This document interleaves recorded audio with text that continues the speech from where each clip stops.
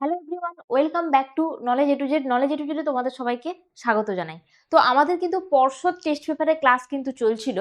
আজকে ভিডিওতে আমরা বাংলার পরের যে দুটো সেট, ইতিমধ্যেই কিন্তু আমাদের প্রথম সেট আলোচনা করে নিয়েছি। তারপরের ভিডিওতে আমরা পরের দুটো পেজ আলোচনা করে নিয়েছি। আজকের ভিডিওতে আমরা যেটা আলোচনা করব, তোমাদের পেজ নাম্বার 9 এবং 12, এই দুটো পেজের সমাধান আজকের এই ভিডিওতে করব। ঠিক আছে, তো চলো শুরু করে দিই। আমরা কিন্তু একইভাবে এমসিকিউ, ভিএসএকিউ এবং যে আমাদের 4 নম্বরের যে বঙ্গানুবাদ রয়েছে, এটা সহ কিন্তু আমরা পুরো এই দুটো পেজের কিন্তু সমাধান করব, তাই তো?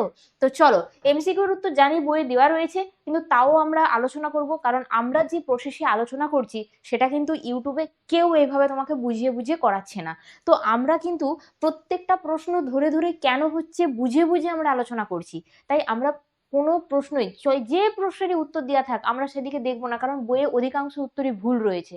তো আমরা আমাদের মতো করে সলিউশন করব। আর তোমরা আমাকে একটু জানাও যে তোমরা সকলে কি এই পর্ষদ টেস্ট পেপারের যে বইটা, তোমরা কি স্কুল থেকে সবাই পেয়ে গিয়েছো নাকি এখনো কেউ বাকি রয়েছে? এটাও আমাকে একটু জানিয়ে দিও তো, কারণ এখনো আমি দু একটা কমেন্ট দেখলাম যে তারা এখনো বলছে যে বই পায়নি। তো তোমরা একটু জানিয়ে দিও, ঠিক আছে?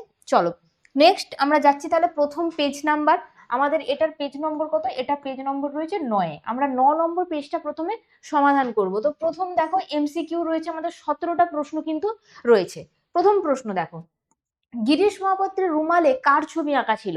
গিরিশ মহাপাত্রের রুমালে আঁকা ছিল বাঘের ছবি। তো বাঘ হবে কারেক্ট অ্যান্সার, মানে অপশন ক হচ্ছে কারেক্ট অ্যান্সার। নেক্সট প্রশ্ন দেখো, 2-এর দাগের, নদের চাঁদ কাকে কেবল বোঝাতে পারে না? নদের চাঁদ নিজেকে কেবল বোঝাতে পারে না। অপশন নাম্বার কি হচ্ছে আমার? ঘ। ঘ হচ্ছে কারেক্ট অ্যান্সার। পরের প্রশ্ন দেখো, 3-এর দাগের প্রশ্ন কি রয়েছে? দুজনের গায়ে সেদিনকার তৈরি নতুন জামা। আচ্ছা, এটা বলো তো কোন গল্প থেকে নেওয়া হয়েছে? তোমরা আমাকে এটা জানাও যে এটা আমাদের কোন গল্প থেকে নেওয়া হয়েছে। এই প্রশ্নের উত্তরটা কোন গল্প থেকে নেওয়া হয়েছে? সেখানে দুজন বাচ্চা ছেলের কথা আমরা জানি। ঠিক আছে, তো এই প্রশ্নের উত্তর আসছে কি, হোলির দিনের কথা বলা হয়েছে। সেই হোলির দিনে কারো একজনের, কোনো এক বন্ধুর জামা ছিঁড়ে গিয়েছিল, তাই তো? সেই গল্প কিন্তু তোমরা আমাকে জানাবে। আমি কিন্তু গল্পের নামটা নিলাম না, কারণ ওই বাচ্চা দুটোর নাম নিতে গেলে আমার গল্পের নামটা বলা হয়ে যাবে, তাই তো? চলো নেক্সট।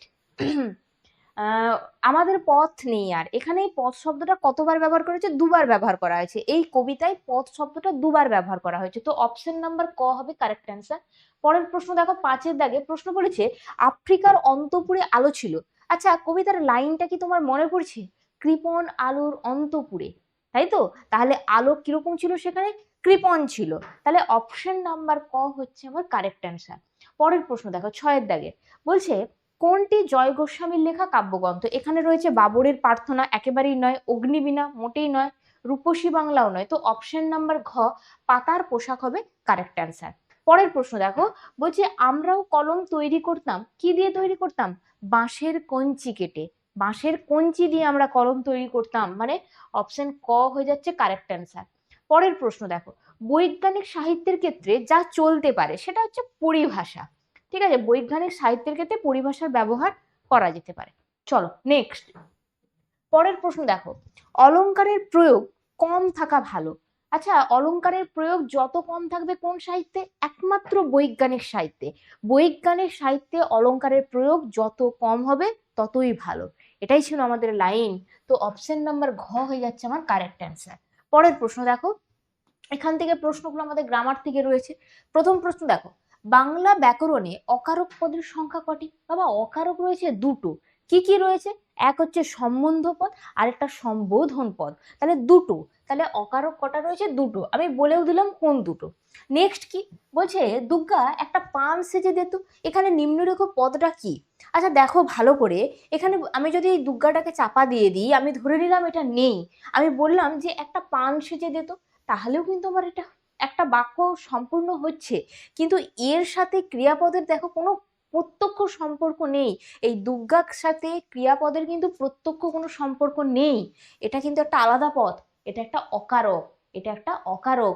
যখন কাউকে ডাকি বা কাউকে ডেকে আহ্বান জানাই, তখন সেই যে অকারক পদটা হয় সেটাকে আমরা বলি সম্বোধন পদ। যেমন ধরো আমি তোমাকে বললাম, তোমার মা তোমাকে বলছে বাবু, তোমাকে সম্বোধন করলো বাবু বলে, দিয়ে বললো যে ওই টেবিল থেকে আমাকে পেনটা দে তো। বোঝা গেল? বাবু ওই টেবিল থেকে আমাকে পেনটা দিত, তোমাকে বাবু বলে সম্বোধন করলো এবং তোমাকে যে কাজটা দিল সেটা হচ্ছে টেবিল থেকে পেনটা দিতে বললো। তাহলে এই যে বাবু, এটা কিন্তু একটা অকারক পদ। তাহলে কাউকে ডাকা বা কখনো আহ্বান জানানো যে পদের দ্বারা হয়, সেই পদটাকে আমরা বলি, কারকে যে অকারক পদ রয়েছে সম্বোধন পদ, সেটা। বোঝা গেল? আর সম্বন্ধ পদ কোনটা? যেখানে র বা এর বিভক্তি থাকবে এবং প্রত্যক্ষ সম্পর্ক থাকবে না ক্রিয়াপদের সাথে। বোঝা গেল? তাহলে এটা হয়ে যাচ্ছে আমার কি, এটা হয়ে যাচ্ছে আমার সম্বোধন পদ। চল নেক্সট, সমাস। বাবা এটা বহুবার পড়িয়েছি আমি, যখন ইভেন সমাসের ক্লাস করাই এই প্রশ্নটা আমি প্রথমেই বলেছি, এটা প্রচুর স্কুলে দেয়। এই সমাস শব্দের অর্থ হচ্ছে সংক্ষেপ। আচ্ছা, এখানে মিলন রয়েছে। মিলন বলতে পারো সমাসের একটা বৈশিষ্ট্য, কিন্তু এর অ্যাকচুয়াল অর্থ কিন্তু নয়। ঠিক আছে, প্রথম পয়েন্ট। আচ্ছা, দ্বিতীয় পয়েন্ট দেখো কি রয়েছে, বিস্তার। এটা কার অর্থ? বিস্তার কথা হচ্ছে ব্যাস। আমরা ব্যাস বাক্য বলি না, ব্যাস বাক্য, সেই ব্যাস বাক্যের ব্যাস কথার অর্থ হচ্ছে বিস্তার। আচ্ছা, সন্ধি তো মোটেই নয়। ঠিক আছে, তাহলে বোঝা গেল তো সংক্ষেপ হচ্ছে আমার কারেক্ট অ্যান্সার। পরের প্রশ্ন দেখো, জায়া ও পতি বলছে দম্পতি, এটা কোন সমাসের উদাহরণ? দেখো বাবু, এখানে কি রয়েছে? ও রয়েছে। ও একটা সংযোজক অব্যয় রয়েছে। যখন পূর্বপদ এবং পরপদ কোনো সংযোজক অব্যয় দ্বারা যুক্ত হয়, তখন তাকে আমরা কি বলি? তখন তাকে আমরা বলি দ্বন্দ্ব সমাস। দ্বন্দ্ব সমাস, এখানে উভয় পদের অর্থই প্রধান। তাহলে এটা হয়ে যাচ্ছে আমার দ্বন্দ্ব সমাস। আচ্ছা, পরবর্তী সমাসগুলো কি রয়েছে দেখো, এখানে রয়েছে তৎপুরুষ সমাস। তৎপুরুষ সমাসের ক্ষেত্রে কিন্তু আমাদের পরপদ প্রধান হয়। নেক্সট রয়েছে কর্মধারয় সমাস। এটা আমাদের কি? এটা হচ্ছে পরপদ প্রধান। আচ্ছা, এটাও আমাদের কিন্তু পরপদ প্রধান। আর বহুব্রীহি সমাসে কিন্তু ভিন্ন পদ বা বলতে পারো অন্য কোনো পদ বা তৃতীয় পদ কিন্তু প্রাধান্য পায়। আমাদের একটা সুন্দর ট্রিক রয়েছে, সুন্দর একটা ছড়া রয়েছে, যার মাধ্যমে আমরা এই প্রত্যেকটা প্রশ্নের উত্তর অনায়াসে করতে পারি, অনায়াসে। যারা আমার কাছে পড়েছে এই সমাস, তারা জানে। ইভেন আমি দেখেওছি একটা ছেলে, হ্যাঁ মানে ওর নামটা খুব সম্ভবত প্রেম, খুব সম্ভবত প্রেম প্রামাণিক। আমি দেখেছি ও একদম মানে 2026-এর শুরুর থেকে একদম ভিডিও দেখে এবং প্রত্যেকটা ভিডিও দেখার পরে ও টাইম মেনশন করে একটা কমেন্ট লেখে। ঠিক আছে, তোমরা দেখেছো কিনা জানি না, তোমরা যদি কেউ দেখে থাকো বা ও যদি এই ভিডিওটা দেখে থাকে, আশা করি ও এটাতেও কমেন্ট করবে। তো সে কিন্তু এই জায়গাগুলো দিয়ে উত্তরগুলো দেয় না, একদম সঠিক উত্তর দেয়, একদম সুন্দর বুঝেছে। ও কিন্তু রেকর্ডেড ক্লাস দেখেছে, কিন্তু ও সুন্দর বুঝেছে। আমি তোমাকে বলবো, আমি তোমাকে একদম গ্যারান্টি দিয়ে বলছি, তুমি যদি এই গ্রামারের ক্লাসগুলো একবার দেখে নাও, আর তোমাকে কোনো ক্লাস দেখতে হবে না, ইউটিউবে তোমাকে আর একটা ভিডিও সার্চ করতে হবে না, তুমি এই ক্লাসটা একবার দেখে নাও। আমি যে ক্লাসটা করিয়েছি তুমি একবার দেখে নাও, তোমার আর কোনো কি বলবো, কোনো ডাউট তো দূরের কথা, তুমি অনায়াসে সমাস করতে পারবে। সমাস কেন, কারক, যেটা আমরা ছোট্টবেলা থেকে শিখে আসি, সেটাও আমরা এখন এসে অনেকে ভুল করি। কিন্তু তুমি ভিডিওটা একবার দেখো, আমি ওটা ভিডিওতে রেকর্ড ভার্সনে দিয়েছি, তো ভিডিওটা একবার দেখে নিও। যা কিছু রয়েছে গ্রামার, প্রত্যেকটা ক্লাস আমার করানো রয়েছে এবং প্রত্যেকটা ক্লাস আমি সুন্দর করে করিয়েছি, যাতে তোমাদের না বুঝতে কোনো সমস্যা হয়। তাই তো? আর ইভেন আমি একটা পোস্ট করেছিলাম যে তোমরা অনেকেই জানাও না যে ক্লাসটা তোমাদের কেমন লাগলো। তো এটা আমাকে বড্ড ডিমোটিভেট করে দেয়। তোমরা যদি একটু জানিয়ে দাও যে কেমন লাগলো ক্লাস, তোমাদের এই ক্লাসের প্রয়োজন আছে কিনা, তাহলে আমিও মোটিভেট হই এবং তোমাদের জন্য ভিডিওগুলো তাড়াতাড়ি করে আপলোড করি। আমি একটা পোস্ট করাই, সেখানে প্রচুর স্টুডেন্ট আমাকে কমেন্ট করেছে, কমেন্ট করে জানিয়েছে তাদের এই ক্লাসগুলো প্রয়োজন। দু একজন রয়েছে তাদের হয়তো প্রয়োজন নেই, আমি জানি তারাও আমার ক্লাস দেখবে, কিন্তু সেটা লুকিয়ে লুকিয়ে দেখবে, আমি সেটা জানি। ঠিক আছে, তো সেটার কথা আমি বাদই দিলাম। আবার অনেকে এটাও কমেন্ট করেছে যে তাদের ভূগোল ক্লাস চাই। আমি ইতিমধ্যেই ভূগোলের প্রত্যেকটা টপিক কিন্তু আলোচনা করে দিয়েছি।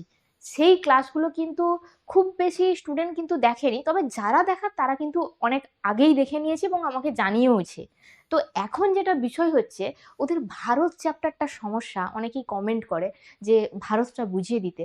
তোমরা ধারণা করতে পারবে না, আমি ভারত চ্যাপ্টারটাকে পড়ানোর জন্য ওয়ান শট না, এটাকে আমি এমন একটা স্টাইলে তোমাদেরকে পড়াবো যাতে আমাদের সময় কম।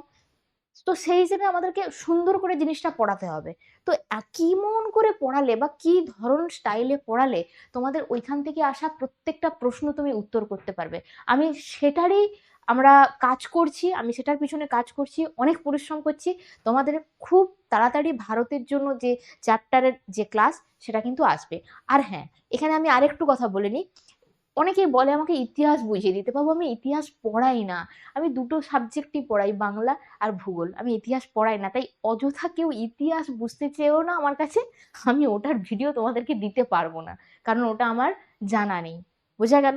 তো আশা করছি তোমাদেরকে সমস্ত টপিক, তোমাদের চাহিদা যা যা রয়েছে প্রত্যেকটা জিনিস আমরা এর আগেও পূরণ করেছি, এখনো করব। বোঝা গেল? তাই তোমরা আমাকে শুধু মোটিভেট করে দাও। চলো নেক্সট প্রশ্ন আসছি। পরের প্রশ্ন দেখো, কোনটি বাক্য নির্মাণের আবশ্যিক শর্ত নয়? তো বাক্য নির্মাণের শর্ত কটি রয়েছে? তিনটি রয়েছে। এক হচ্ছে যোগ্যতা, দুই হচ্ছে আকাঙ্ক্ষা, তিন হচ্ছে আসক্তি।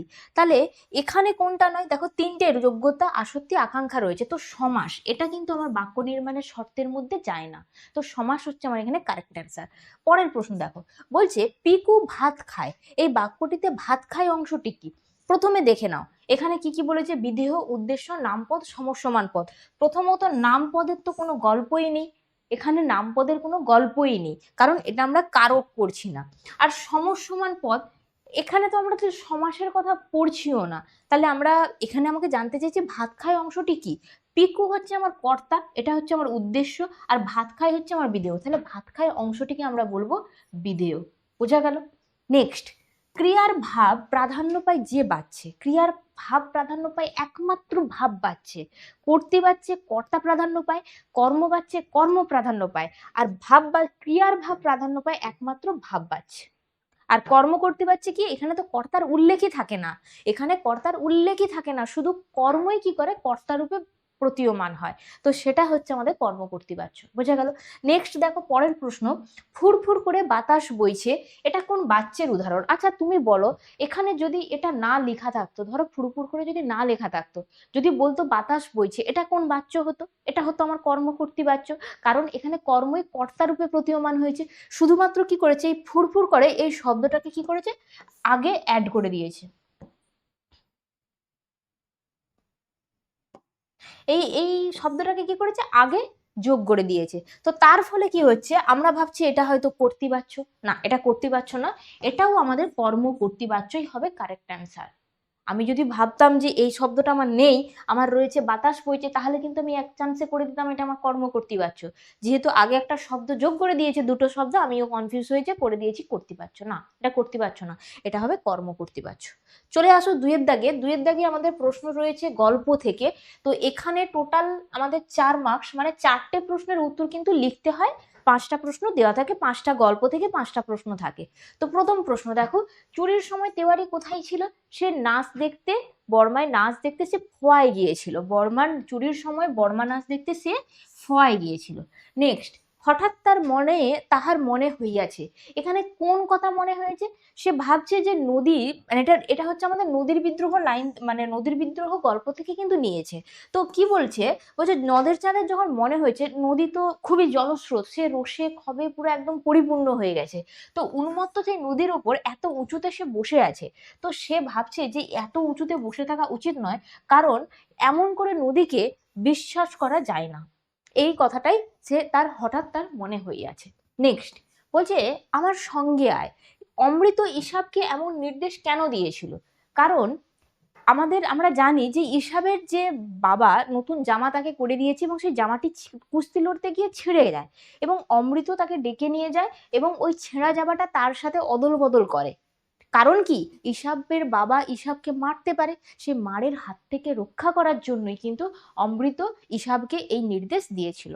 নেক্সট, আমি এখানে লিখে দিয়েছি, তোমরা দেখে নিও, ঠিক আছে, আমি আর পড়ছি না এটা। নেক্সট দেখো, তপনের লেখা গল্পের বিষয়বস্তু কি ছিল? তপনের লেখা গল্পের বিষয়বস্তু ছিল তার স্কুলে ভর্তি হওয়ার যে অভিজ্ঞতা এবং অনুভূতি। নেক্সট, কোন সাজে হরিদার রোজগার সর্বাধিক হয়েছিল?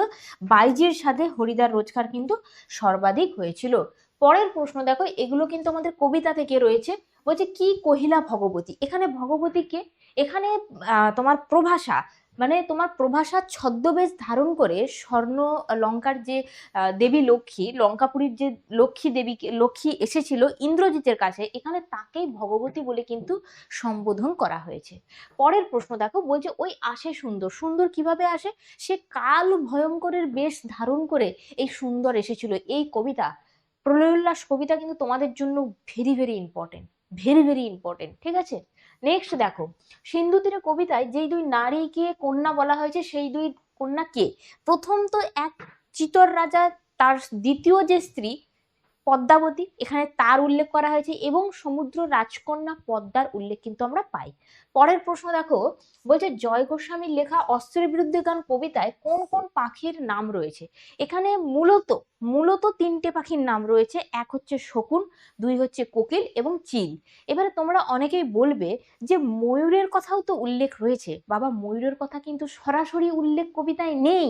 কবিতায় যেটা উল্লেখ রয়েছে সেটা হচ্ছে ময়ূরের পালকের কথা। তাই ওইটাকে কিন্তু আমরা এখানে এই কোন কোন পাখির নাম রয়েছে এখানে কিন্তু আমরা ফেলতে পারি না। বোঝা গেল? সরাসরি যে পাখির নামগুলো কবিতার লাইনে কবি উল্লেখ করেছেন সেগুলোই আমরা এখানে ধরে নেব যে কি কি। এই যে দেখো, শকুন, চিল এবং কোকিল, এই তিনটে পাখি। ময়ূরের পালকের কথা বলেছে, সরাসরি কিন্তু ময়ূরের কথা বলা নেই কবিতায়। বোঝা গেল? চলো নেক্সট। উল্টে পড়লো মন্দির থেকে, কিভাবে উল্টে পড়লো? বলছে শান্ত হলুদ দেবতারা যারা হাজার হাজার বছর ধরে ধ্যান করছিল তারা টুকরো টুকরো হয়ে গেল, উল্টে পড়লো এবং তারা টুকরো টুকরো হয়ে গেল, মন্দির থেকে তারা পড়ে গিয়েছিল। চলো নেক্সট। তিনের দাগের দেখো, তিনের দাগে তিনটে প্রশ্ন, এগুলো কিন্তু আমাদের প্রবন্ধ, যে দুটো প্রবন্ধ রয়েছে, হারিয়ে যাওয়া কালি কলম এবং বাংলা ভাষা বিজ্ঞান, এই দুটো প্রবন্ধ থেকে নেওয়া হয়েছে। প্রথম প্রশ্ন দেখো, বলছে কালি তৈরি সম্পর্কে প্রাচীনদের উপদেশ কি ছিল? তাদের এটাই, তার প্রাচীনেরা বলতেন কি বলতেন, একটা কোটেশন রয়েছে, সেটাকে আমরা লিখেছি দেখো। তিল, ত্রিফলা আর শিমুলের ছাল ছাগলের দুধে ফেলে লোহার পাত্রে রেখে অন্য একটি লোহার খুন্তি দিয়ে উপকরণগুলিতে ঘষে কালি বানাতেন। নেক্সট, বলছে মাছি মারা নকল বিষয়টি কি ছিল? ইংরেজি বাক্যকে সরাসরি বাংলায় অনুবাদ করলে লেখাটা কেমন হয়ে যায়? একটা উৎকট হয়ে যায়, তাই না? তো এখানে সেটাকেই বলা হয়েছে মাছি মারা নকল। পরের প্রশ্ন দেখো, গুটিকত ইংরেজি পারিভাষিক শব্দ হয়তো তারা শিখেছে, শব্দগুলো কি? আমরা বাংলা ভাষায় বিজ্ঞান প্রবন্ধে একদম প্রথমেই দেখতে পাই কিছু শব্দ, পারিভাষিক ইংরেজি শব্দ, যেমন typhoid, iodine, motor, proton, zebra, এই শব্দগুলোর উল্লেখ কিন্তু আমরা এই প্রবন্ধতে পাই। তো এখানে এই গুটিকত ইংরেজি পারিভাষিক শব্দ বলতে এই শব্দগুলোর কথাই বলা হয়েছে। পরের প্রশ্ন দেখো, কলম সেই দিন খুনিও হতে পারতো বই কি? তো বক্তব্যটি স্পষ্ট করতে বলেছে, কি বলছে? বলছে খ্রিস্টের জন্মের আগে রোমের অধীশ্বর জুলিয়াস সিজার মানে মঞ্চের কলম বা স্টাইলাস দিয়ে সে কাসকাকে আঘাত করেছিল, তো সেই কথাই কিন্তু এখানে বলা হয়েছে। তো এই কলম কিন্তু সেদিন খুনিও হয়ে যেতে পারতো কিন্তু। বোঝা গেল? চলো এরপরে আসছি আমরা পরের যে দুয়ের দাগে চারে, এখানে 8টা প্রশ্নের উত্তর করতে হবে, এটা আমাদের ব্যাকরণ সেকশন রয়েছে। প্রথম প্রশ্ন দেখো কি রয়েছে, বলছে নিম্নরেখ শব্দটি কারক বিভক্তি নির্ণয় করো, তার আমি জামিন হতে পারি। তার আমি কি হতে পারি? জামিন হতে পারি। তো এটা সরাসরি আমি প্রশ্ন করব ক্রিয়াপদকে, তো এটা হয়ে যাচ্ছে আমাদের কি? কর্মকারক। কর্মকারক কি বিভক্তি? এটা হয়ে যাচ্ছে আমাদের শূন্য বিভক্তি। এটা হয়ে যাচ্ছে আমাদের শূন্য বিভক্তি। নেক্সট, দ্বিকর্ম ক্রিয়ার একটি উদাহরণ লিখতে বলছে। তো দ্বিকর্ম ক্রিয়ার উদাহরণ কি লিখবো? আমি এটা লিখি যে আমি তোমাকে বই দিলাম। তো দ্বিকর্ম মানে কি? যার দুটো কর্ম, দ্বি কথার হচ্ছে দুই, আর কর্ম মানে কর্ম, যার দুটো কর্ম রয়েছে। তো এখানে কটা কর্ম রয়েছে? এই একটা কর্ম রয়েছে তোমাকে, আর এই বই একটা কর্ম, দিলাম হচ্ছে আমার ক্রিয়াপদ, আমি হচ্ছে এখানে কর্তা। তাহলে আমি কি দিলাম? বই দিলাম। কাকে দিলাম? তোমাকে দিলাম। তো দুটো কর্ম, তো দুটো কর্ম যেটা রয়েছে সেটা হলো দ্বিকর্ম ক্রিয়ার একটা উদাহরণ। খুব ইম্পর্টেন্ট এই প্রশ্নটা, টেস্ট পেপারে প্রত্যেক বছর এই প্রশ্নটা প্রচুর হারে থাকে। বোঝা গেল? চলো নেক্সট। পরের প্রশ্ন দেখো, দুটি সমার্থক পদ দিয়ে তৈরি দ্বন্দ্ব সমাসের উদাহরণ, মানে আমাদেরকে একটা দ্বন্দ্ব সমাসের উদাহরণ দিতে বলেছে যেটা কিনা হবে সমার্থক পদ দিয়ে তৈরি। আমি একটা ছক করিয়েছিলাম, মনে আছে? আমি যেদিনে সমাস পড়িয়েছি সেদিনে কিন্তু আমি একটা ছক পড়িয়েছি, সেখানে লেখা ছিল দেখো সমার্থক, প্রতিচর, সহচর, অনুচর, এরকম অনেক ভাগ করা ছিল। একবার ছকটা তুমি যদি একবার দেখে নাও ভিডিওটা, এগুলো তুমি একদম মানে কি বলবো, তুড়ি মেরে করবে যাকে বলে। এগুলো তোমাকে আর ভাবতে হবে না। সমার্থক পদ কোনগুলো? যেগুলোর একটা শব্দের যেগুলোর অনেক মানে রয়েছে, তাই তো? তাহলে হাট বাজার, আমি বলতে পারি হাটও যেটা, বাজারও সেটা। তাহলে আমি এটা লিখবো কি? হাট বাজার। দ্বন্দ্ব সমাসের উদাহরণ হচ্ছে হাট বাজার। এটাকে আমি ব্যাস বাক্য করলে কি হবে? হাট ও বাজার। হাট ও বাজার। নেক্সট, পরের প্রশ্ন দেখো, বলছে উপমেয় পদ বলতে কি বোঝো? এখানে উপমেয় পদ কোথা, এই প্রশ্নটা কোথা থেকে নেওয়া হয়েছে? এটা আমাদের সমাজ থেকে নেওয়া হয়েছে। সমাজে কোথায় পড়েছি? আরে বাবা, উপমান পড়েছি, উপমান কর্মধারয় সমাস, উপমিত কর্মধারয় সমাস, রূপক কর্মধারয় সমাস, এগুলো পড়েছি তো। তো সেইখানেই ছিল এই উপমেয় পদ। এখানে মানে কি, যাকে তুলনা করা হচ্ছে, যাকে তুলনা করা হচ্ছে তাকে আমরা বলছি উপমেয়। তাহলে উপমান কোনটা? যার সঙ্গে তুলনা করা হচ্ছে সেটাকে আমরা বলি উপমান। বোঝা গেল? এটা হচ্ছে আমার উপমেয় পদ কাকে বলে। দেখো যেখানে লেখাও রয়েছে, তোমরা একটু দেখে নিও। চলো নেক্সট, বাক্যের আকাঙ্ক্ষা বলতে কি বোঝো? দেখো বাক্য, আমি ধরো তোমাকে একটা কথা, একটা বাক্য বললাম, ধরো আমি তোমাকে বললাম যে কালকে আমি আর বললাম না, আমি কালকে ভাত খেয়েছি, নাকি আমি কালকে তোমার বাড়ি যাব, নাকি আমি কি বলতে চাইছি আমি তোমার বাক্যটা পূর্ণ করলাম না। তুমি শ্রোতা, তোমার মনে মনে একটা, মানে কি বলবো, একটা বাসনা জেগেছে যে ম্যাডাম কি বলতে পারেন, কি হয়েছে, কালকে কি ঘটনাটা ঘটেছে, একটা আকাঙ্ক্ষা জাগছে না? এটাই হচ্ছে বাক্যের আকাঙ্ক্ষা। কি বলছে দেখো সংজ্ঞাটায়, বলছে বাক্যের অর্থ উপলব্ধি করার জন্য যদি এক বা একের বেশি পদ শোনার বাসনা হয়, মানে শোনার ইচ্ছে বা আকাঙ্ক্ষা তৈরি হয়, তাহলে বাক্যের সঙ্গে ওই অবশিষ্ট পদের সম্পর্কই হলো আকাঙ্ক্ষা। একেই বলা হয় আকাঙ্ক্ষা। ক্লিয়ার? নেক্সট, উদ্দেশ্য সম্প্রসারক বলতে কি বোঝায়? দেখো উদ্দেশ্য সম্প্রসারক কি, যে আমরা একটা কোনো বাক্যকে দেখলাম, সেখানে আমরা উদ্দেশ্য বিধেয় আলাদাও করতে পারলাম। ধরো আমি বললাম যে, এখানটাতেই লিখলাম, ধরো আমি বললাম যে ছেলেরা খেলছে। তো এই বাক্যে ছেলেরা হলো আমার উদ্দেশ্য, খেলছে হচ্ছে আমার বিধেয়। এবার ছেলেরার আগে যদি আমি কিছু পদ যোগ করে দিই, এই উদ্দেশ্যকে সম্প্রসারিত করার জন্য উদ্দেশ্যের পূর্বে যদি কিছু আমি যোগ করে দিই, তখন সেটা হয়ে যাবে উদ্দেশ্য সম্প্রসারক। দেখো এখানে সংজ্ঞায় কি লেখা, যে বিশেষণ পদ প্রধান উদ্দেশ্যের পূর্বে বসে উদ্দেশ্যের পূর্ণ পরিচয়কে ব্যক্ত করে, তাকে আমরা বলছি উদ্দেশ্য সম্প্রসারক। এখানে ধরো আমি বললাম ছেলেরা খেলছে, কিন্তু এর আগে ধরো আমি যোগ করে দিলাম যে গ্রামের ছেলেরা, গ্রামের ছেলেরা, তুমি তারও আগে যোগ করতে পারো যে আমাদের গ্রামের ছেলেরা, গোটাটা মিলিয়ে হয়ে যাচ্ছে আমার উদ্দেশ্য সম্প্রসারক। বোঝা গেল? নেক্সট প্রশ্ন দেখো, পরের প্রশ্ন কি বলছে, বলছে কর্তৃবাচ্য এবং ভাববাচ্যের মূল পার্থক্য কি? আচ্ছা, কর্তৃবাচ্য এবং ভাববাচ্যের মূল পার্থক্য কি? কর্তৃবাচ্যে কি হয়? কর্তৃবাচ্যে কি হয়? কর্তা প্রধান, এটা একটা পার্থক্য, কর্তা প্রধান। আর ভাববাচ্যে কি হয়? ভাববাচ্যে হচ্ছে আমাদের ক্রিয়া প্রধান। এখানে কি হয়? ক্রিয়া প্রধান হয়। এটা একটা মূল পার্থক্য। চলো নেক্সট, বলছে এ সমস্তই তার জানা, এটাকে কর্তৃবাচ্যে রূপান্তরিত করতে হবে। তো আমি এখানে তার রয়েছে, মানে এটা কোন বাচ্চে রয়েছে আগে আমাকে ভাবতে হবে। এটা আমাদের দ্বারা দিয়া নেই, তার মানে এটা কর্মে নেই, তাহলে পড়ে রইলো কি? ভাববাচ্য। করতে হবে কিসে? কর্তৃবাচ্যে। তাহলে আমি কি লিখবো? এ সমস্তই সে জানে, এ সমস্তই সে জানে, এ সমস্তই সে জানে। এটা হয়ে যাচ্ছে আমাদের কর্তৃবাচ্য। পরের প্রশ্ন দেখো, বলছে সমূলে নির্মূল করিব পামরে আজি, এটাকে কিসে করতে হবে? বলছে কর্মবাচ্যে। কর্মবাচ্য করতে গেলে আমাদেরকে দ্বারা দিয়ে আনতে হবে। তাহলে কি কি কি হবে এটা? পামরে, পামরকে বা পামর, হ্যাঁ পামরকেই লিখলাম, পামরকে আজি আমার দ্বারা, আমার দ্বারা, এই ধারেই লিখি, কোথায় লিখি, এখানটাতেই লিখি, আমার দ্বারা সমূলে, সমূলে নির্মূল করা হইবে। ঠিক আছে, আমরকে আজি আমার দ্বারা সমূলে নির্মূল করা হইবে, এটা হয়ে যাচ্ছে আমাদের কর্মবাচ্যে।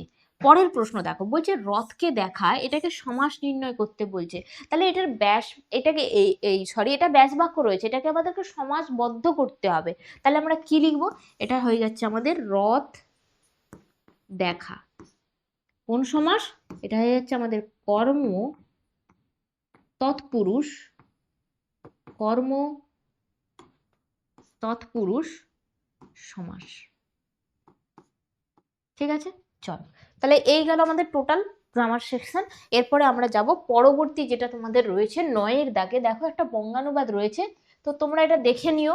এখানে আমি লিখে দিয়েছি, এটা একটা সুন্দর একটা স্টোরি রয়েছে, খুব ভালো। আর তোমাদের জন্য এই স্টোরিটা খুবই ভালো, ঠিক আছে? তোমাদের জন্য এই স্টোরিটা খুবই ভালো, যেটার নাম্বার রয়েছে কিন্তু 4। চলো পরে চলে আসছি আমরা পরবর্তী যে স্কুলটা রয়েছে, এটার কিন্তু পেজ নাম্বার কত রয়েছে? 12। এটার পেজ নম্বর রয়েছে 12। চলো প্রথমে আমরা একইভাবে এমসিকিউ গুলো সমাধান করব। তো প্রথম প্রশ্ন দেখো, তারপর যুদ্ধ এলো, অসখী একজন কবিতার লাইন, যুদ্ধ যেভাবে এলো রক্তের এক আগ্নেয় পাহাড়ের মতো যুদ্ধ এসেছিল। নেক্সট প্রশ্ন বলছে আলো তার ভরবে এবার ঘর। এখানে যার আলোয় ঘর ভরবে, তোমার মনে পড়ছে প্রলয় উল্লাস কবিতায় একটা লাইন ছিল, শিশু চাঁদের কর যার ভরবে, আর আলোয় তার ভরবে এবার ঘর, মনে পড়ছে লাইনটা? তো এটা হয়ে যাচ্ছে আমাদের শিশু চাঁদের কর। আমরা দেখেছি যে শিবের ছবিতে দেখবে মাথার দিকে একটা অর্ধচন্দ্র ছবি থাকে, তো এখানে সেই কথাই বলা হয়েছে। এটার উত্তর হবে যার আলোয় ঘর ভরবে, সেটা হচ্ছে চন্দ্রের। নেক্সট দেখো, পায়ে পায়ে হিমানির বাঁধ। হিমানি কথার অর্থ কি? তুষার। নেক্সট প্রশ্ন, স্কুলের মাস্টার মশাইয়ের কাছ থেকে হরিদা কত টাকা চাঁদা নিয়েছিল? 8 টাকা। 8 আনা, 8 টাকা নয়, সরি 8 আনা।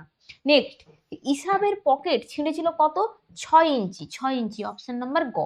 পরের প্রশ্ন দেখো, বাড়ির ঠাট্টা তামাশার মধ্যে তপন আরো গল্প লিখে ফেলে কটা?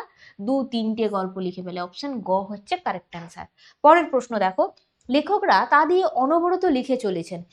কি দিয়ে লিখে চলেছেন? কিবোর্ড দিয়ে। কিবোর্ড দিয়ে, তো অপশন ঘ হচ্ছে কারেক্ট অ্যান্সার। একদম মানে কি বলবো, হারিয়ে যাওয়া কালি কলম যে প্রবন্ধটা রয়েছে তার একদম শুরুর দিকেই রয়েছে এই লাইনটা।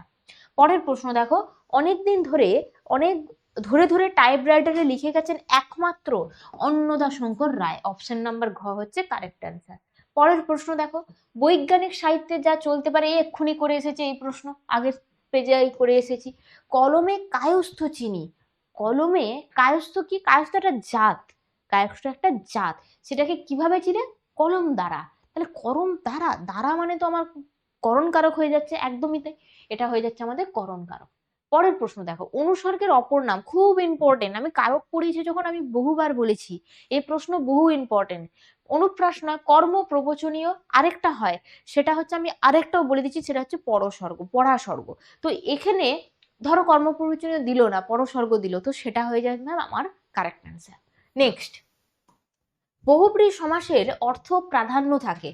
পূর্বপদ, পরপদ, না না উভয় পদ, তৃতীয় পদ বা অন্য কোনো পদ বলতে পারে, বা ভিন্ন পদের অর্থ প্রাধান্য পায়। মোদ্দা কথা হলো বহুব্রী সমাসে যে পদগুলো পূর্বপদ এবং পরপদ, এর কোনোটার অর্থই প্রাধান্য পায় না, উভয় পদের অর্থ প্রাধান্য পায় না, অন্য একটা পদ এসে এখানে সোজা কথায় উড়ে এসে জুড়ে বসা, সেই পদের অর্থই এই বহুব্রী সমাসে প্রাধান্য পায়। ঠিক আছে? নেক্সট, আমি আবারও বলেছি এগুলো মুখস্থ করতে কাজে লাগে না, যে একবার আমার ক্লাস দেখে নেবে তার একদম মানে একদম সুন্দর করে হয়ে যাবে, সে ভাবতেও পারবে না সে সমাজে কি শিখে গেছে। চলো, কাল ভয়ঙ্করের বেশে এবার আসে ওই সুন্দর, নিম্নরূপ পদটির সমাস কি? কাল রূপ ভয়ঙ্কর, তো এটা হয়ে যাচ্ছে আমাদের রূপক কর্মধারয় সমাস। এই কাল রূপ ভয়ঙ্কর মানে একটা উপমান এবং উপমেয়র মধ্যে যে অভেদ কল্পনা করা হয় তাকে আমরা বলি রূপক কর্মধারয় সমাস। এটা হয়ে যাচ্ছে আমাদের রূপক কর্মধারয় সমাস। নেক্সট প্রশ্ন দেখো, আহা কি আনন্দ আকাশে বাতাসে। আরে বাবা, কিছু দেখারই দরকার নেই, তো এক্সক্লেমেটরি সাইন, দাগ দিয়ে দাও আবেগসূচক বাক্য। পরের প্রশ্ন দেখো, বাক্যস্থিত পদসমূহের অর্থগত বা ভাবগত মেলবন্ধনকেই আমরা বলি আসক্তি। আকাঙ্ক্ষা কেন বলবো না, কারণ এটা তো আমাদের শ্রোতার মানে যে বাসনা সেটাকে তৈরি করে, তো আকাঙ্ক্ষা আমাদের হচ্ছে না। যোগ্যতা কেন হবে না, কারণ যোগ্যতা হচ্ছে এটা একটা অবাস্তব কথা। আমি যদি বলি যে হাঁস আকাশে চড়ে, তো এটা তো যোগ্যতাহীন বাক্য একটা, তো যোগ্যতা এখানে হবে না। মাধুর্য তো হবেই না। তো যেটা পড়ে রইলো আসক্তি, মানে ধর আমি একটা পদ মানে একটা বললাম যে আম, আমি হাত দিয়ে আমি ভাত দিয়ে হাত খাই, এটা তো নয়, আমি হাত দিয়ে ভাত খাই। তাহলে এগুলোর মধ্যে একটা মেলবন্ধন, আমি বাক্যটাকে সম্পূর্ণ করেছি, হ্যাঁ সম্পূর্ণ করেছি, কিন্তু পরস্পর মেলবন্ধন আমার ঘটেনি। যখন আমি বলবো যে আমি হাত দিয়ে ভাত খাই, এটার মধ্যে দেখো পরস্পর একটা মেলবন্ধন ঘটেছে, প্রত্যেকটা শব্দের সাথে প্রত্যেকটা শব্দের মানে আমি একটা মানে বুঝতে পারছি, তখন সেটা হয়ে যাচ্ছে আমার একটা মেলবন্ধন করছে, একটা অর্থগত এবং ভাবগত। বোঝা গেল? নেক্সট, শাঁখ বাজে, এটা কোন বাচ্চার উদাহরণ? বাবা এটা তো সবাই জানে। চলো, বাচ্য পরিবর্তনের যে বিষয়টি অপরিবর্তিত থাকে, বাচ্য পরিবর্তনের যে বিষয়টা অপরিবর্তিত থাকে সেটা হচ্ছে বাক্যের অর্থ। হ্যাঁ, বাচ্যের অর্থ, ক্রিয়ার কাল বা ভাব এটাকে আমরা পরিবর্তন করতে হয়।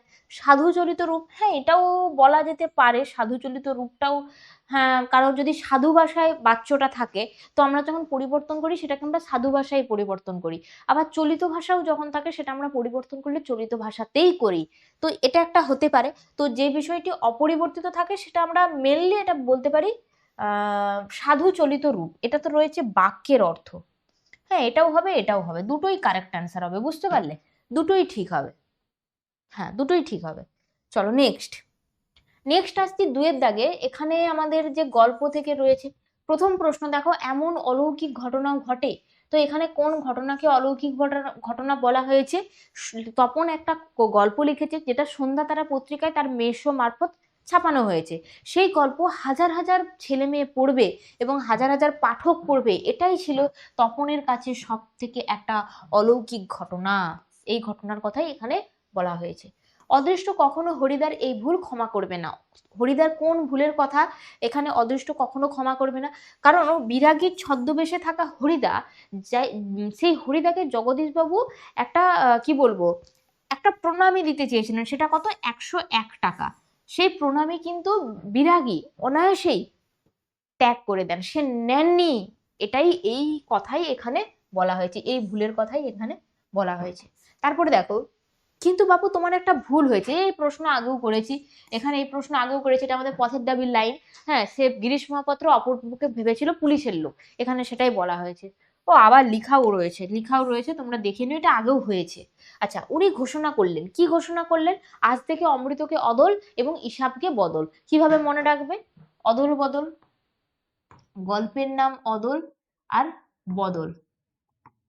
অমৃতকে অদল আর ইসাবকে হচ্ছে বদল। ভালো করে দেখো, অদলে অ রয়েছে, অমৃতকে অ রয়েছে, তাহলে এটা এটা আর এটা দেখো দুটোই পরিবর্তন, তো এটা এটা এইভাবে মনে রাখবে। ঠিক আছে, কাকে কোনটা নাম দিয়েছিল এইভাবে তোমরা মনে রাখতে পারো, শর্টকাট টেকনিক। আচ্ছা, নদীর বিদ্রোহের কারণ সে বুঝিতে পারিয়াছে। নদীর বিদ্রোহের কারণ কি ছিল? কারণ বর্ষায় নদীর জল কি হয়েছিল, অনেক বেড়ে গিয়েছিল, জলস্ফীতি হয়েছিল। তার ফলে কি হয়েছিল, তার নদী কি করেছিল, তার প্রবল শক্তি দেখিয়েছে বর্ষার কারণে। আর নদের চাঁদ এটাই ভেবেছিল যে মানুষের বাঁধ তৈরি করে নদীর গতিকে, ভেবেছিল মানুষ বাঁধ তৈরি করে নদীর গতিকে আর কি রুদ্ধ করে দেবে, মানে আটকে দেবে। তো আর রুদ্ধ করে দিয়েছে, তাই নদীও কি করেছে, যেন বিদ্রোহী হয়ে উঠেছে মানুষের তৈরি বাঁধকে ভেঙে চুরমার করে দেওয়ার জন্য। চলো নেক্সট আসছি আমরা দুয়ের দাগে দুয়ে। এখানে আমাদের কবিতা থেকে প্রশ্ন রয়েছে। প্রথম প্রশ্ন দেখো, আমাদের পথ নেই আর। এই প্রশ্ন আগেও হয়ে গিয়েছে, এই প্রশ্ন আগেই আমরা স্কুলে সমাধান করেছি। আচ্ছা, আফ্রিকা কবিতায় কোন কাব্যগ্রন্থ থেকে নেওয়া হয়েছে? এটা পত্রপুট, রবীন্দ্রনাথ ঠাকুরের লেখা পত্রপুট কাব্যগ্রন্থ থেকে নেওয়া হয়েছে। এটা হচ্ছে একটা 16 সংখ্যক কবিতা, ঠিক আছে, 16 সংখ্যক কবিতা। তারপরে দেখো, কালবৈশাখী ঝড়কে নতুনের কেতন বলা হয়েছে কেন? কারণ এই ঝড় সবসময় পুরাতনকে কি করে, মুছে ফেলে এবং নতুনের বার্তা নিয়ে আসে। এজন্যই আমরা এই কালবৈশাখী ঝড়কে নতুনের কেতন বলেছেন কবি। নেক্সট, পঞ্চকন্যা পাহিলা চেতন। পঞ্চকন্যা কিভাবে চেতনা ফিরে পেয়েছিল? তার পদ্মা এবং তার সমুদ্রকন্যা পদ্মা এবং তার সখীদের যে সেবা শুশ্রূষা করেছিল, সে অচৈতন্য অবস্থায় সাগরের তীরে আর কি পড়েছিল, তার যে সেবা শুশ্রূষা করে তাদেরকে সুস্থ করেছিল এবং পদ্মাবতী এবং তার 4 সখী চেতনা ফিরে পেয়েছিল। পরের প্রশ্ন দেখো, বলছে ধিক মোড়ে বক্তা কি বলে আত্মধিক্কার করেছিল? তার কুসুম দাম, তার যে গলায় ফুলের মালা ছিল সেটাকে সে ছিঁড়ে ফেলেছিল এবং তার যে কনক বলয় তাকেও ফেলে দিয়েছে, কানের যে দুল ছিল সেটাকে ফেলে দিয়েছে, সমস্ত কিছু ছুঁড়ে ফেলে দিয়ে সে নিজের প্রতি ধিক্কার জানিয়েছে। কে? ইন্দ্রজিৎ, মেঘনাদ। কেন ধিক্কার জানিয়েছে? কারণ তার স্বর্ণলঙ্কায় কি করেছে, শত্রুদল ঘিরে ফেলেছে। আর ইন্দ্রজিৎ তখন কি করছে, প্রমোদ কাননে বামাদল মাঝে আনন্দ উল্লাস করছে। এজন্যই সে নিজেকে নিজে ধিক্কার জানিয়েছে। কি বলে ধিক্কার জানিয়েছে? এই সমস্ত করে সে তার কুসুমদাগ ছিঁড়ে ফেলেছে, কনক বলয় যে সোনার যে সমস্ত জিনিসপত্র পড়েছিল, কানের হাতের বালা, কানের দুল, এগুলো কিন্তু সমস্ত সে ছুঁড়ে ফেলে দিয়েছে। ঠিক আছে, দেখো এগুলোই লেখা রয়েছে, তোমরা দেখে নিও। ঠিক আছে, নেক্সট দেখো, 2-এর দাগে 3-এর আমাদের প্রশ্ন কি রয়েছে, প্রবন্ধ থেকে ত্রিফলা ফল কি কি, আমলকি, হরিতকি আর বহেরা। ঠিক আছে, তারপরে দেখো, অবাক হয়ে সেদিন মনে মনে ভাবছিলাম। প্রাবন্ধিক অবাক হয়ে সেদিন মনে মনে কি ভাবছি, সেটাই ভেবেছিল যে শেক্সপিয়ার থেকে শুরু করে আমাদের শরৎচন্দ্র, কালিদাস, সবাই সবাই শেক্সপিয়ার থেকে শুরু করে আমাদের শরৎচন্দ্র পর্যন্ত প্রত্যেকেই কি করছে, সাহিত্য এবং ইতিহাসের বিখ্যাত চরিত্ররা এইসব দোয়াদ ব্যবহার করেই কিন্তু রচনা করেছেন, সেটাই কিন্তু প্রাবন্ধিক মনে মনে ভেবেছিলেন। পরের প্রশ্ন দেখো, এই কথাটি সকল লেখকেরই মনে রাখা উচিত, এ প্রশ্ন বহুবার হয়েছে। কলিকাতা বিশ্ববিদ্যালয়ে নিযুক্ত পরিভাষা সমিতিতে কারা যুক্ত, এটাও আমরা আগের কোনো ভিডিওতে সলিউশন করে দিয়েছি, এগুলো বারবার রিপিট হচ্ছে, তাই অযথা এগুলো আমরা আলোচনা করব না আর। চলো নেক্সট আমাদের 2-এর দাগে 4-এ গ্রামার রয়েছে। প্রথম প্রশ্ন দেখো, বিভক্তি ও অনুসর্গের একটি পার্থক্য লেখো। আচ্ছা, কি হবে, বিভক্তির নিজস্ব কোনো অর্থ থাকে না, অনুসর্গের নিজস্ব অর্থ থাকে। তো বিভক্তির নিজস্ব অর্থ থাকে না, যেমন ধরো আমি বললাম, উদাহরণ দিলাম, এ, তে, কে, এগুলো দেখো কোনো নিজস্ব কোনো অর্থ নেই। কিন্তু আমি যদি উদাহরণ দিই, জন্য, ঠিক আছে, দ্বারা, এইগুলো যদি আমি উদাহরণ দিই, এগুলো অনুসর্গ, এগুলোর কিন্তু নিজস্ব অর্থ রয়েছে। চলো নেক্সট, প্রযোজক কর্তা কাকে বলে, উদাহরণ সহ লেখো। প্রযোজক কর্তা কাকে বলে, যে কর্তা নিজে কাজ না করে অন্যকে দিয়ে কাজ করিয়ে নেয় তাকে আমরা বলি প্রযোজক কর্তা। নেক্সট প্রশ্ন রয়েছে, পঞ্চকন্যা পাইলা চেতন, এখানে নিম্নরেখা পদটার কি বলছে, কারক বিভক্তি নির্ণয় করতে বলছে। পঞ্চকন্যা পাইলা চেতন, কারা চেতনা ফিরে পেয়েছিল, পঞ্চকন্যা। তাহলে পঞ্চকন্যা আমার কি হবে, পূর্তিকারক, পূর্তিকারক। পঞ্চকন্যা কোনো বিভক্তি নেই, তো এটা হয়ে যাচ্ছে আমাদের শূন্য বিভক্তি। নেক্সট দেখো, বলছে দ্বিগু সমাস এবং সংখ্যাবাচক বহুব্রীহি সমাসের একটা পার্থক্য লেখো। দ্বিগু সমাস কি হয়, এখানে পরপদের অর্থ প্রাধান্য পায়, আর সংখ্যাবাচক বহুব্রীহি সমাসে কি হয়, এখানে তৃতীয় পদ বা অন্য কোনো পদের অর্থ প্রাধান্য পায়। দ্বিগু সমাসের একটা উদাহরণ ধরো, তোমাকে আমি বললাম যে, কি বললাম, ত্রিভুবন, 3টি ভুবনের সমাহার। আর এখানে সংখ্যাবাচক বহুব্রীহি সমাসের আমি একটা উদাহরণ বললাম, ধরো বললাম দশানন, মানে 10 আনন যার, আনন কথার অর্থ হচ্ছে মুখ, মানে 10টি মুখ যার, কার রয়েছে, রাবণের রয়েছে, তাই তো। তাহলে এক্ষেত্রে হয়ে যাচ্ছে আমাদের দশানন, আর এক্ষেত্রে আমার হয়ে যাচ্ছে ত্রিভুবন। বোঝা গেল। নেক্সট, ব্যাসবাক্য সহ সমাসের সমাস নির্ণয় করো মন্বান্তর, এটা কি হবে, অন্য মনু, অন্য মনু। চলো নেক্সট আসছি, আচ্ছা, ব্যাসবাক্য সহ সমাস নির্ণয় অন্য মনু, এটা হয়ে যাচ্ছে আমাদের কি সমাস, এটা হয়ে যাচ্ছে আমাদের নিত্য সমাস, নিত্য সমাস। নেক্সট, বৃথা আশা মরিতে মরিতেও মরে না, এটাকে যৌগিক বাক্যে করতে হবে। বাবা, যৌগিক বাক্যে করতে গেলে আমাদেরকে কি আনতে হয়, সংযোজক অব্যয় আনতে হয়। তাহলে আমি এখানে বলতে পারি, বৃথা আশা মরো মরো তবুও মরে না। তাহলে আমি এখানে বলতে পারি, এটা কত দাগের, 6-এর দাগের, বৃথা আশা, বৃথা আশা মরো মরো তবুও মরে না। এই যে তবুও পদটা আমি ব্যবহার করলাম, এটা হচ্ছে আমাদের সংযোজক অব্যয় পদ। তাহলে বৃথা আশা মরো মরো তবুও মরে না। ঠিক আছে, চলো নেক্সট, পরের প্রশ্ন দেখো, রবীন্দ্রনাথ ঠাকুর নোবেল পুরস্কার পান, বাক্যটিকে কি বলছে, বিধেয় অংশ সম্প্রসারিত করতে বলছে। তাহলে প্রথমে আগে দেখি বিধেয় অংশ কোনটা, রবীন্দ্রনাথ ঠাকুর আমার উদ্দেশ্য, বাকি অংশটা আমার বিধেয়। তারপরে নোবেল পুরস্কার পান, এটাকে আমাকে সম্প্রসারিত করতে হবে। তাহলে আমি লিখতে পারি, রবীন্দ্রনাথ ঠাকুর গীতাঞ্জলি লিখে নোবেল পুরস্কার পান, লিখতে পারি তো। এর আগে খালি যোগ করে দাও তোমরা, গীতাঞ্জলি লিখে নোবেল পুরস্কার পান, গীতাঞ্জলি লিখে নোবেল পুরস্কার পান। নেক্সট দেখো, অনুজ্ঞাসূচক বাক্য কাকে বলে, যে বাক্যে আমরা কি দেখতে পাই, আদেশ, নির্দেশ, হ্যাঁ, তারপরে কি বলবো, উপদেশ, এই যে সমস্ত বোঝায়, এই জিনিসগুলো চায়, মানে বোঝায়, তাকেই আমরা বলি অনুজ্ঞাসূচক বাক্য। ধরো আমি বললাম, আমাকে 1 গ্লাস জল দাও, আমি তোমাকে একটা রিকোয়েস্ট করে বললাম, কিংবা তো বললাম, এবার আবার তোরা মানুষ হ, ঠিক আছে, এবার তোদের সব জয়ধ্বনি করা হোক, এগুলো সমস্ত আমার অনুজ্ঞাসূচক বাক্যের উদাহরণ। নেক্সট, কোন বাচ্যের রূপান্তর সম্ভব নয়, বাবা, কর্মকর্তী বাচ্যের রূপান্তর কখনোই করা যায় না, কর্মকর্তী বাচ্য হবে কারেক্ট অ্যান্সার। পরের প্রশ্ন দেখো, নিমাইবাবু চুপ করিয়া রহিলেন, এই বাক্যটিকে কর্মবাচ্যে পরিবর্তন করতে হবে। কর্মবাচ্য মানে কি, দ্বারা দিয়ে আনতে হবে। তাহলে আমি এখানে লিখতে পারি, কি লিখবো, কি লিখবো, লিখবো এটাই, নিমাই বাবুর 10-এর দাগের প্রশ্নের উত্তর, নিমাই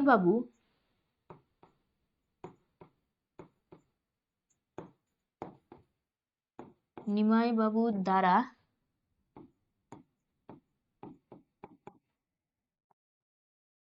চুপ করিয়া থাকা হইল। নিমাই বাবুর দ্বারা চুপ করিয়া থাকা হইল। ঠিক আছে, এটা হয়ে যাচ্ছে আমাদের কর্মবাচ্যের উদাহরণ। নেক্সট আমরা চলে আসছি 9-এর দাগে। 9-এর দাগে আমাদের কি বলবো, বঙ্গানুবাদরা রয়েছে, এর জন্য আমাদের 4 নাম্বার থাকে। তো বঙ্গানুবাদরাও খুব সুন্দর, ঠিক আছে, তোমরা দেখে নিও বঙ্গানুবাদরা। ঠিক আছে, চলো তাহলে দুটো সেট আজকের ভিডিওতে আমি আলোচনা করে দিলাম। তোমাদের কত কত নাম্বার আলোচনা করলাম, 1 নাম্বার হচ্ছে পেজ নাম্বার 9 এবং কত 12, এই দুটো পেজ আমরা সমাধান করলাম। তো ভিডিওটা কেমন লাগলো সেটা তো অবশ্যই আমাকে জানিয়ে দিও, যে তোমাদের ভিডিওটা ভালো লেগেছে কিনা, আর পরবর্তী ভিডিও চাই কিনা সেটাও আমাকে জানিয়ে দিও। তো চলো আজকের মতো এটুকুই। তো ক্লাস কেমন লাগলো জানিয়ে দিও। তো পরবর্তী ক্লাসে আবারও তোমাদের সাথে দেখা হচ্ছে। আর যদি এই চ্যানেলটা তুমি প্রথম দেখে থাকো তাহলে অবশ্যই চ্যানেলটাকে সাবস্ক্রাইব করে পাশে নোটিফিকেশন বাটন অল করে রেখে দাও। তো চলো আজকের মতো সবাইকে টাটা।